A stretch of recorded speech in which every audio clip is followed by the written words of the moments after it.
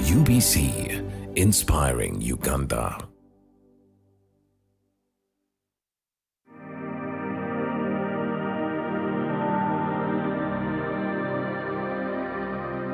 The Journey program on UBC TV is brought to you by Blascon. Color your world. Come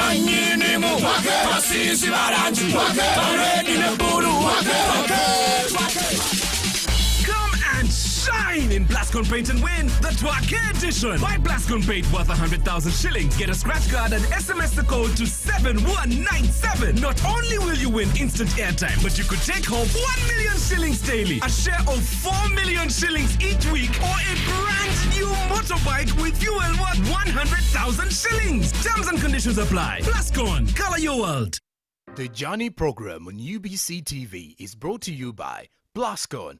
Color your world. Hello viewers, dear Ugandans, my name is Dr. Hilary Emmanuel Musoke Chisanja, the new Senior Presidential Advisor on Agribusiness, an office that His Excellency the President has tasked me to see that we cause an agribusiness or agricultural revolution in the country.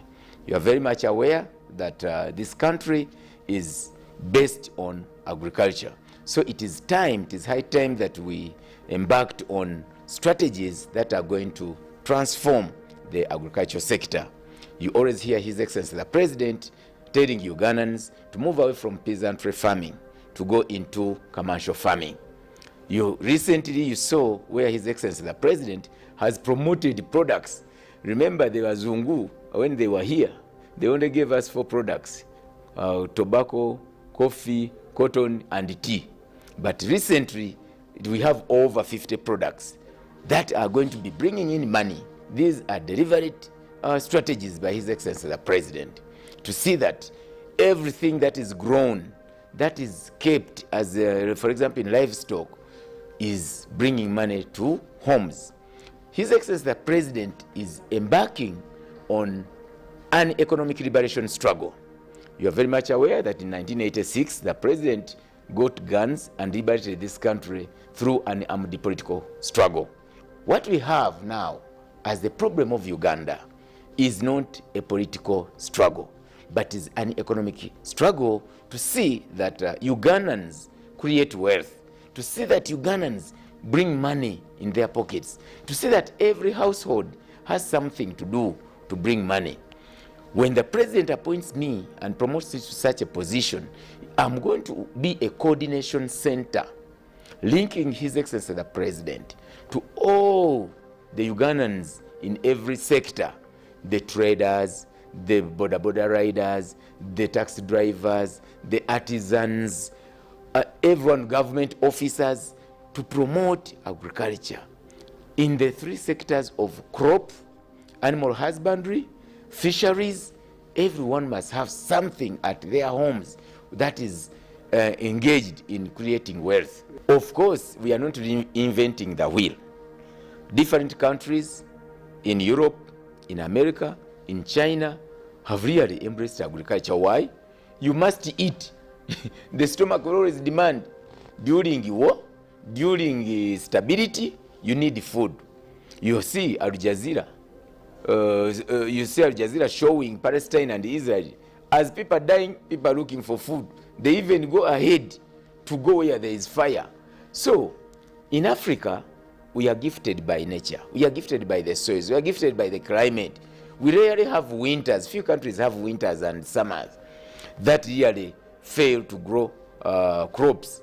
Uganda is one of the luckiest countries that has about 3 seasons in a year, that in 3 seasons, even without irrigation, you could harvest. But now, supposing you irrigate, yes, many interventions have been in place, but the problem is still persisting. However, there is an improvement from where many peasants, the percentage of peasants is reducing. That means that with these interventions, every time and again, there's an improvement. But as the President and Fountain of Honor, with visions and dreams to see that we utilize the agricultural sector to jumpstart Uganda's economy, he has every time to bring in different strategies. When you have a problem, for example, if you are diagnosed with cancer, you don't give up that I will die. You introduce different medication, and different counseling. So yes, interventions have been there before, but the problem is still continuing. So what the president has to do is to see that we create new strategies, new tactics, new ploys. Sensitization. You know very well that this country, the young people, are not interested in agriculture. You know very well that when you go to the villages, all young people have run away. They are coming to towns, to the towns, municipalities, city centers. What do? Betting, gambling, drinking. That is the going into border industry is very good, which is okay. And you find that the only people who are involved in agriculture, tilting the farms, keeping animals, going into the lake, they are the old people, 60, 70, 80. Here you are very much aware, many civil servants, they wait to retire at 65, that's when they go to the gardens. So there's a very big narrow perception and negative perception and attitude towards the agriculture sector. Dear Ugandans, I want to assure you, I'm an advocate. First of all, His Excellency the President is the #1 advocate of climate and environment. 2, as one of the students mentored by the President, I also advocate for climate. Let me tell you, recently, every Ugandan you've witnessed and saw what we went through, the temperatures, the heat. You could not be anywhere. At night, during the time, Uganda had become like a desert. That means that you cannot preach agribusiness without conserving the environment. You cannot talk about agriculture without conserving the environment. The only way we can have sustainable agricultural transformation is, first of all, to keep our swamps, to keep our wetlands, to keep our trees. In my new strategies, I want to advise the president to see that every Ugandan plants at least a tree or 10 trees in every homestead. All schools must plant trees. All mosques must plant trees. All churches must plant trees. This must be a deliberate effort. To all Ugandans out there, all those countries by research that have deserts at one time had a green cover, but due to human dangerous activities, they are now deserts. We are not very far from southern Sudan, northern Sudan, eastern Kenya, where they are deserts. That means that even Uganda at one time can become a desert. If you are to think about the generations of the future, we must prioritize environment. Yes, land grabbing. Ugandans, the virus, I call it a virus, of people who don't want to work have destroyed the agriculture sector. You find that someone comes, destroys plantations of coffee, plantations of cotton, plantations of tea, plantations of banana, plantations of mangoes, while grabbing someone's land. That demotivates everyone who is trying to see that they involve themselves in agriculture.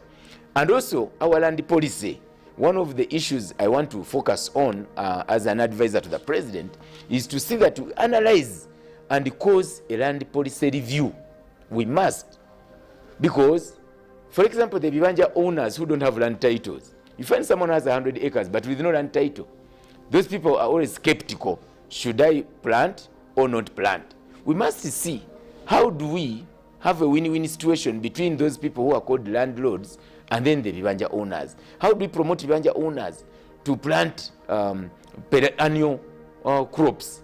You see, even the Land and Registration Act must really be looked at and analyzed, and we do an amendment. There's a lot of gaps and loopholes that are no longer relevant to the current land situations. Land grabbing is caused by lazy people who look at you hectare with your land and you are not utilizing it. Then they come and bring it facey, they connive with the police, they connive with judges, and they take your land.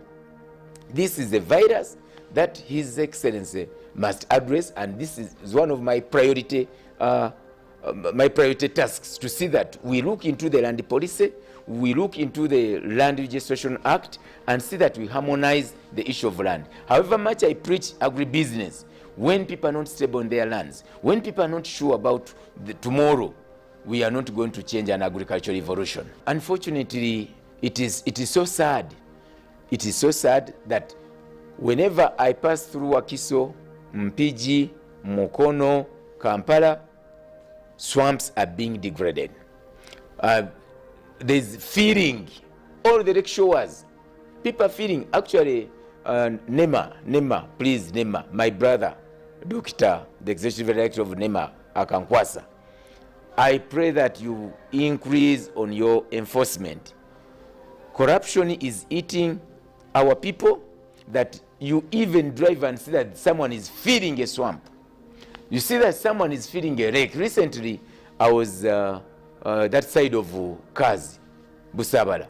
The lake is being filled by people calling themselves investors. Yes, we need development, but development must be green. Development must be sustainable, because when you fill the lake, that means you are raising the water table. You are, at one time, that lake will react and it will sweep away millions of people. At one time, those were breeding grounds of fish. You are destroying the homes of the fish. You remain with that water body empty, and you are not going to have fish in it. So environment must be prioritized. That's why I told you, you cannot have agribusiness gospel without environment. So my appeal to Ugandans, be a watchdog to everyone, but also let us fight corruption, because most of the people who are feeding these wetlands are rich. They are big people, generals, they are high-ranking officials, they are high-ranking commissioners in police, because they are the ones who have money to develop. It is rare that a poor man like me, I'm not very poor, but at least I cannot set up an arcade. I cannot set up a hotel in a swamp. I'm not yet in that position of setting up a factory, because I don't know why investors think that we must go to the swamps, and so that's why we should set up factories. This is very dangerous, and that's why I praise the president. He has come up categorically and said, if you build in a wetland, please, we are breaking.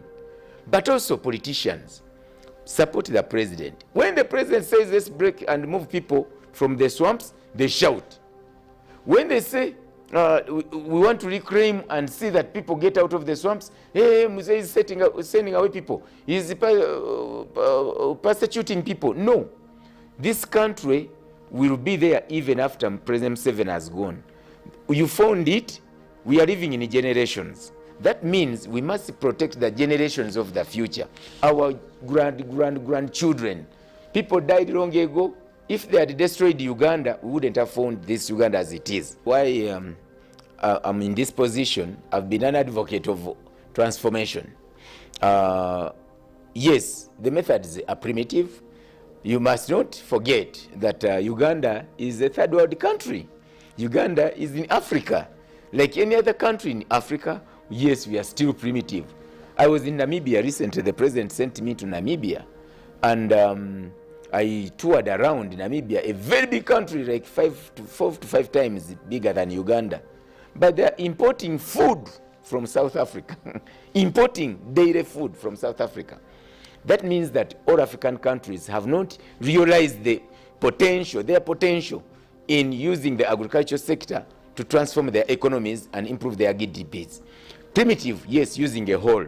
A young person will ask, why are you telling me to use a hoe? But not everyone will use mechanized equipments. Yes, there's a sector of those who can use mechanization. Because now the challenge and the only problem of Africa, but basically Uganda, is lack of technology, appropriate technology, like mechanization, lack of irrigation, and lack of standards to make sure that we penetrate both the local, the regional, and the international markets. Now, when you have 1 acre, you cannot think of that high sophisticated irrigation system. You cannot think of using a bulldozer or a tractor. An acre you can still use the whole. And majority of our people, the land tenure, they have small acreage. 1, 2, 3, 4, because of land fragmentation. Maybe you would have asked me, one of the most challenges of agricultural development is land fragmentation, especially here in Buganda and Eastern. Our people in the north are okay. Our people in the western are okay, apart from Kabale. But here, hectare, when you die with your 2 acres, all your 10 children will divide it and fight for it, and they start selling. Land fragmentation will never promote commercial agriculture. Dear Ugandans, you have had a president, and I'm also re-echoing this. Stop land fragmentation. Maybe make, as guided by the president, let us make family companies. Stop selling land. I always receive people in my office. Dr. Hilary, you are near the president, you are near the big people. Here is my square mile. 1, 2, 3, I need money. Then you say, oh my God, what is this? Can't you lease out? There are so many methods of selling or acquiring property. There is hiring, there is leasing, there is selling. Can you tell someone to hire your land and be getting some money out of it? Can you lease it for 10, 20, 50 years so that at least your children and grandchildren can find it? Ugandans, land is a resource that is supposed to generate wealth, but you don't sell it to generate wealth. A resource is used to generate wealth. Use it appropriately to generate wealth. Actually, hectare, it is a curse for you to sell land. Many people have sold land and they end up paupers because they don't value that principle why the great-great-grandfathers and their fathers and parents kept that land. For them now, because of property agents and brokers, every time they come, divide. Usually all the areas that were productive in Wakiso, Mpigi, and other districts, Luwero, they have become estates. Yes, estate business is very good, but it's a very, very hindrance to agriculture. In the future, we are going to start looking for food when we can't get it. Let us look at food security. Let us look at the jobs, million jobs that the agriculture sector can produce for our young people. The Journey program on UBC TV is brought to you by Blascon. Color your world. Come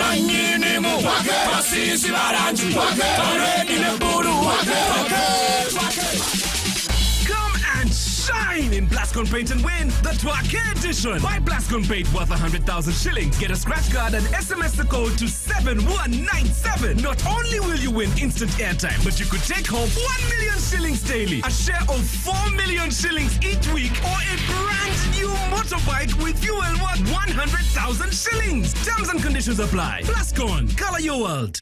The Journey program on UBC TV is brought to you by Blascon. Color your world. You are very much aware that before my recent promotion by His Excellency the President, I've been his private secretary in charge of value addition and export promotion. I know, I sing the gospel. I'm the value addition ambassador. All Ugandans, I would like you to follow all my social media handles. Every day, I post something on value addition. I post something on my status. I don't put anything. I'm trying to show people that the only way to transform this economy is by embracing value addition. When you hear the president singing that gospel, it is not by rocket science. It's not magic. It is the only model that can change the economy of Uganda and Africa. We have all the raw materials. We have all the resources, but we don't produce. A country that does not put any product on the market will never create wealth. Even a home that does not produce a product will never create wealth. That means as we grow the raw materials in Africa, but in Uganda, the president is telling you, can we add value at source? Why? Value addition, we have both agro and non-agro. Now when I talk about agro value addition, the president says, can we process, can we add value from the entire processes in the gardens up to the table when you are putting a fork in that product? It is creating, you are adding value. But the magic tool is here. At every level of a value chain, you are creating millions and millions of jobs. You are creating millions and millions of profit. You are creating millions and millions of wealth. And at every level, you are improving the shelf life.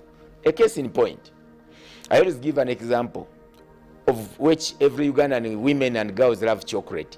When I posted recently on my Twitter, young people told me they didn't know what raw material is for chocolate.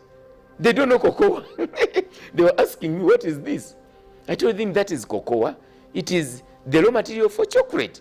And the magic for chocolate is milk, sugar, and cocoa. And then you just brand, label, and put on the shelf. But the countries that are making chocolate don't have even a tree for cocoa, like Switzerland. You ship your cocoa, take it to Europe, they process, they have the best factories, they process, and then you buy whoever flies at all the airports, Swiss chocolate. But where was the raw material grown? In Ibundibujo, in Ichagwe, in Ibuikwe, where I come from. That means value addition is a very instrumental tool, dear Ugandans. Every home must sing value addition, must sing cottage industry. You must have something you produce from your homes. We are going to teach you. The president has set up his science unit, headed by Engineer Shiba Chobutunji, to see that all these science that are produced in universities are going to teach Ugandans on how to add value to promote community-led industrialization.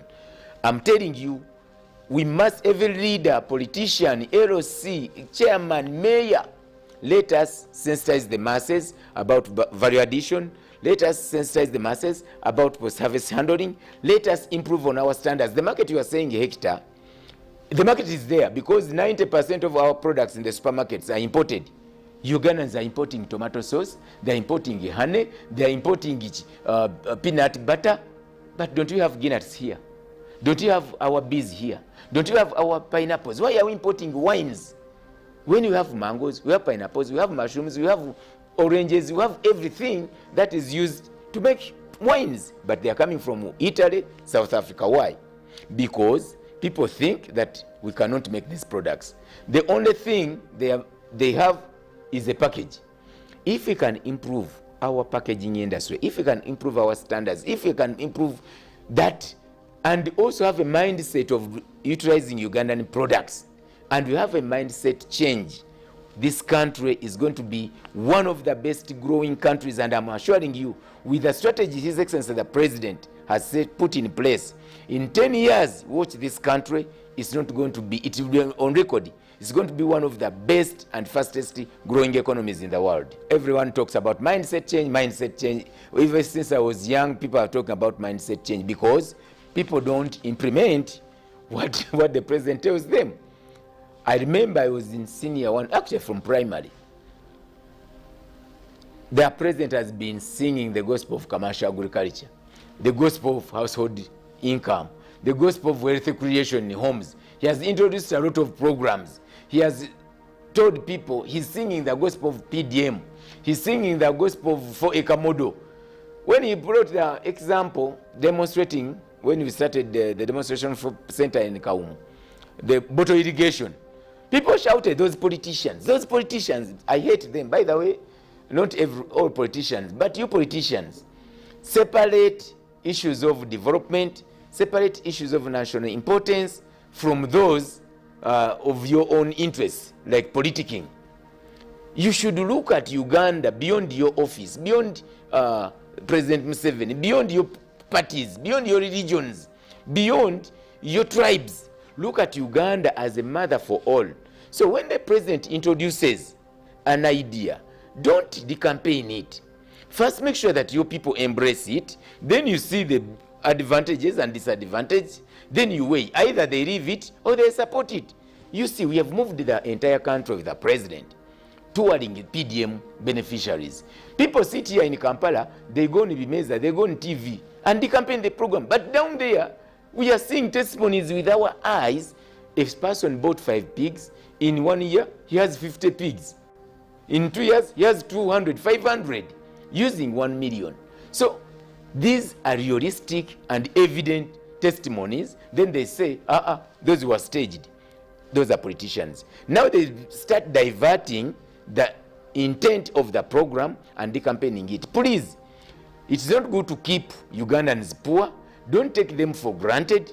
by the time government brings programs, when we bring programs, these are researched, these are tested, and they are to transform communities. Now I'm a teacher, a senior lecturer.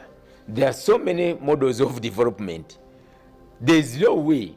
Actually, that is the best model. When you give people money, as long as the money is going to be used in communities, that is the best model. For example, let me show you the parish model.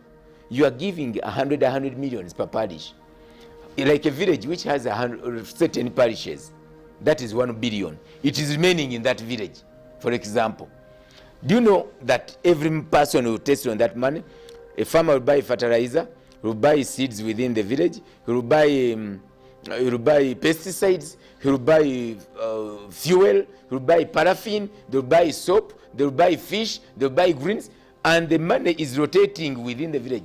That means that ultimately, that model is creating money saturating in that society, and the levels of living will increase, because those who have traded products to be sold and there is money, they will get profits. Therefore, their wealth status will increase. So it is not true.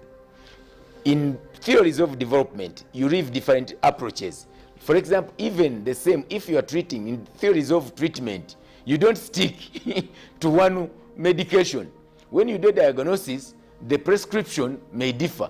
Some doctor may tell you just go and rest so that your migraine stops. Another doctor will give you Panadol, another will give you aspirin. So there are different models and approaches to transforming communities. So it is not true. Money can change communities, because it is evident in the PDM that when the president gave the poor people who cannot afford, because this program is for the poor. For these people who are shouting on TV, they are not poor, but they are just trying to blackmail and decampaign the president's programs. The youth have a mindset now that politics is how to acquire wealth.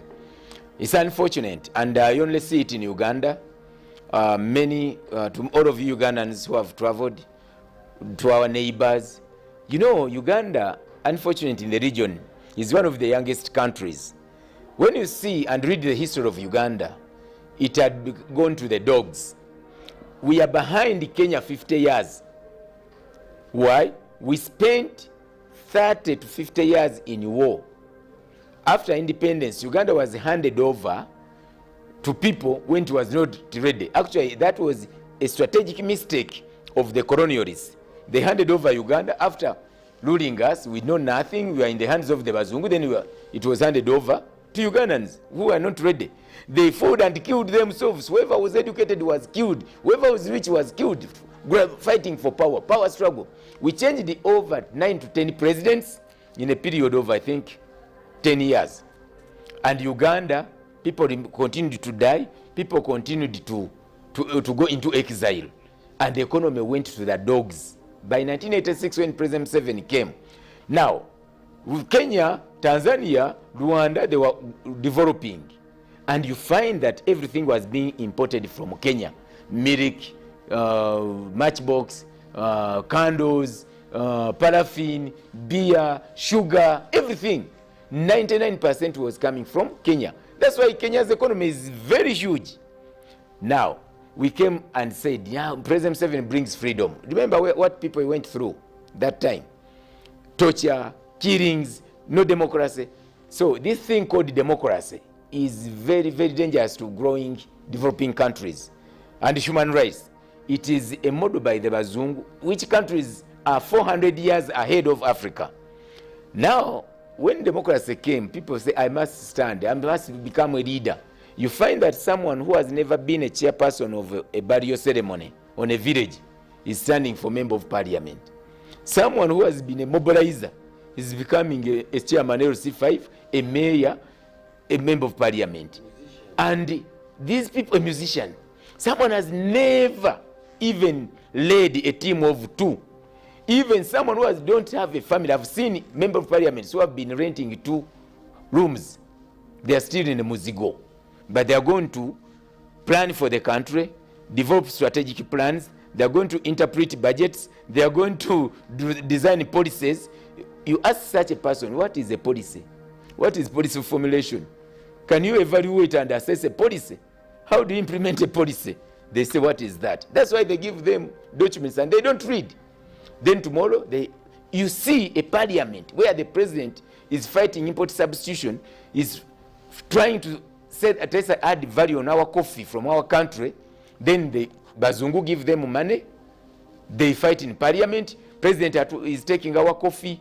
President is financing Tugume Nelson in Ntungamo to see that we also add value on our. Then they say, that is for the Banyankole. That is for the West. That is, and they fight. They even buy. They are even given money to say that they fight a program. Now, such leaders who are supposed to be leaders, now they become the misleaders. So, it is unfortunate that Uganda has the, you may not say it on TV, but the level or the quality of our parliament, not to all, but the level, the average level quality of some of our members of parliament is lacking. That's why you see that someone goes in parliament just to make money. They see that when you go into politics, you are becoming wealthy. Why? They'll give them big salaries, they'll give them loans, they'll travel in first class, they'll travel with the red passports, even opposition. But unfortunately, instead of these leaders, you earn all that money. But instead of misleading the people who elected you, please show them the programs that government has put in place to transform their lives so that they can also create wealth. But you see what happens. As these so-called politicians earn big money there, they say, you don't support Museveni, don't support government. No, this program is bad. He's trying to make sure that these people remain poor so that they can still kill up for them and go and kutimba bipande for them. Dear Ugandans, I thank God, first of all, for bringing a blessing to this country and also for making me be born in Uganda. Because if I were not born in Uganda, I wouldn't have caused the transformation in society, in communities. But I thank God for creating President Yoweri Museveni with his wisdom, with his mighty love, with his sense of direction, and with his strategy interventions. President Museveni is not a normal human being. The way he guides this country, if we could ask God to add him 50 more years, we would have brought it. I want to thank General Salim Saleh, my mentor. We started in Namunkekera together. We started the Innovation Center and Export Market in Namulanda together. He drove me to this drive because General Saleh is about food security, is about community change. General Saleh, I thank you. Thank you for loving Uganda. Thank you for mentoring us, especially me, as you always call me. He always calls me his command of the 1st Battalion. General, we embrace you, we salute you. I thank my previous mentors, Madam Rusi Nachobe, who was my current boss. I thank my current boss, Jenny Baleche in State House. I thank my former bosses who made me General David Tinyefunza. And first of all, I thank this mighty broadcasting house. UBC, whenever I'm in upcountry, I see UBC. I don't see other televisions, but when you're in Kampala, you think other televisions are here. But UBC and the management of UBC, I thank you. I thank Hector for being a cadre and patriotic, for going out down to the people. Let us go and find challenges and problems. I thank the team I work with in State House. I thank Mr. Moses Yaruhanga, General Nareiso, everyone who are mentoring me to say that we will change Uganda. I will change Uganda. Let us work together. Let us go back to the gardens. Let every home have a farm, a crop, an animal. Let us embrace agriculture for God and my country.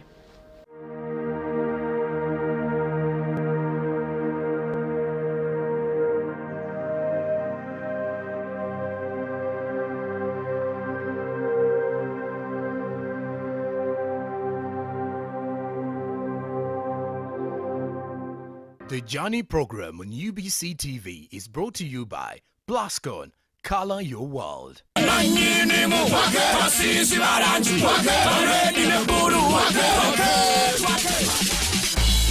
and shine in Blascon Blascon Paint and win the Twake edition. Buy Blascon Paint worth 100,000 shillings. Get a scratch card and SMS the code to 7197. Not only will you win instant airtime, but you could take home 1 million shillings daily, a share of 4 million shillings each week, or a brand new motorbike with fuel worth 100,000 shillings. Terms and conditions apply. Blascon, color your world.